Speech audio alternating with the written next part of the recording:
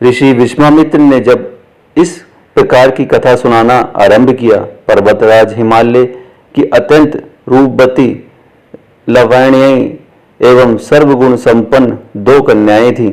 समेरु पर्वत की पुत्री मैना इन कन्याओं की माता थी। हिमालय की बड़ी पुत्री का नाम गंगा और छोटी पुत्री का नाम उमा था। गंगा अत्यंत प्रभावशाली और असाधारण देवी गुणों से संपन्न थी। वह किसी बंधन को स्वीकार न कर मन माने मार्गों का अनुसरण करती थी, जिसका उस असाधारण प्रतिभा से प्रभावित होकर देवता लोग विश्व के कल्याण की दृष्टि से उसे हिमालय से मांग कर ले गए। पर्वतराज की दूसरी कन्या उमा बड़ी तेजस्विनी थी। उसने कठोर एवं असाधारण तपस्या करके महादेव जी को वर के रूप में प्राप्त।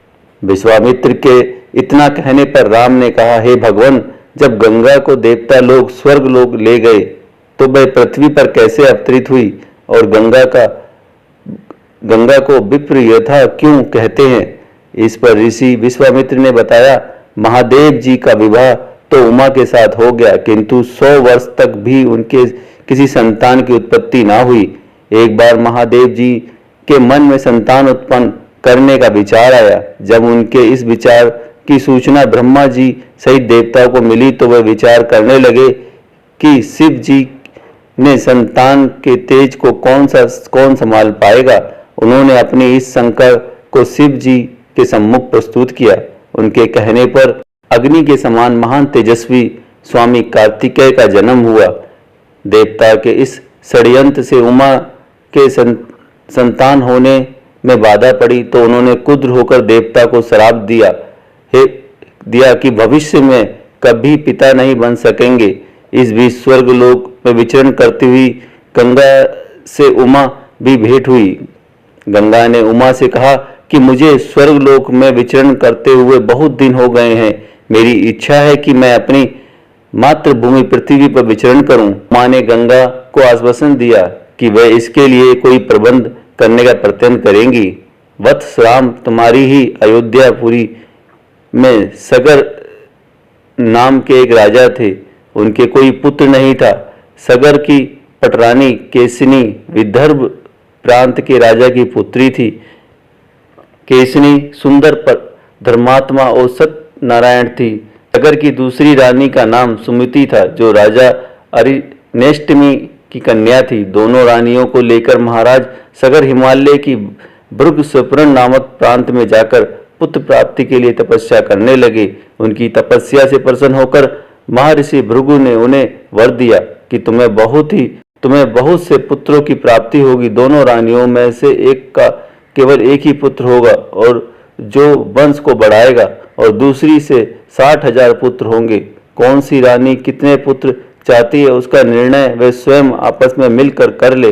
केसनी ने वंश को बढ़ाने वाले एक पुत्र ही कामना की और गरुण की बहन सुमति ने 60,000 बलवान पुत्रों की। उचित समय पर रानी केसनी ने संजमर्क नामक पुत्र को जन्म दिया। रानी सुमति ने गर्भ में एक तुम्बा निकल जिसे फोड़ने पर छोटे छोटे 8,000 पुत्र निकले। उन सबका पालन पोषण घी के घड़ों में रखकर किया गया। काल चक्र बीतता गया और सभी राजकुमार युवा हो गए। सगर के श्रेष्ठ पुत्र अस्मज बड़ा दुराचारी था और उसे नगर के बालकों को सरयू नदी में फेंककर उन्हें डुबोते हुए देखने में बड़ा आनंद आता था। इस दुराचारी पुत्र से दुखी होकर सगर ने उसने अपने राज्य से निर्वासित कर दिया।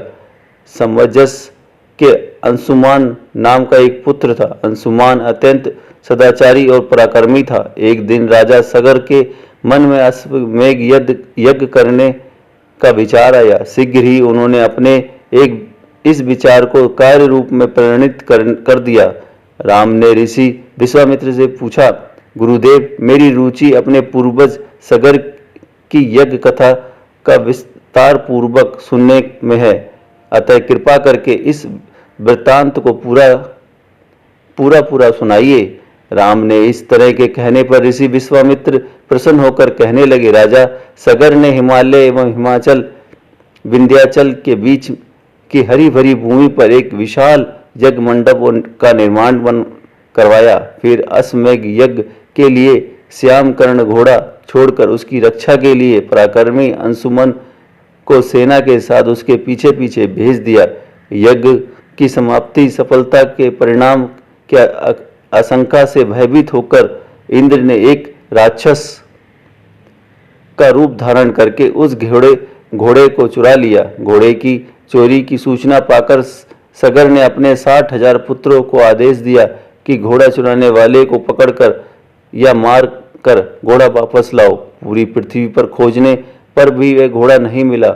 इस आशंका से कि किसी ने घोड़े को तहखाने में न छुपा रखा हो, सगर के पुत्रों ने संपूर्ण पृथ्वी को खोदना आरंभ कर दिया।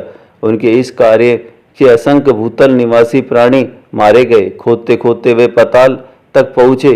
उनके इस निशंस कृत्य की देवताओं ने ब्रह्मा जी से शिकायत की तो ब्रह्मा जी ने कहा कि हे राजकुमार, क्रोध एवं मद में अंधे होकर ऐसा कर रहे हैं। पृथ्वी की रक्षा एवं दैत्य कपिल पर है, इसलिए वह इस विषय में कुछ न कुछ अवश्य करेंगे। पूरी पृथ्वी को खोदने के बाद भी जब घोड़ा उसको चुराने वाला चोर नहीं मिला तो निराश होकर राजकुमारों ने उसकी सूचना अपने पिता को दी।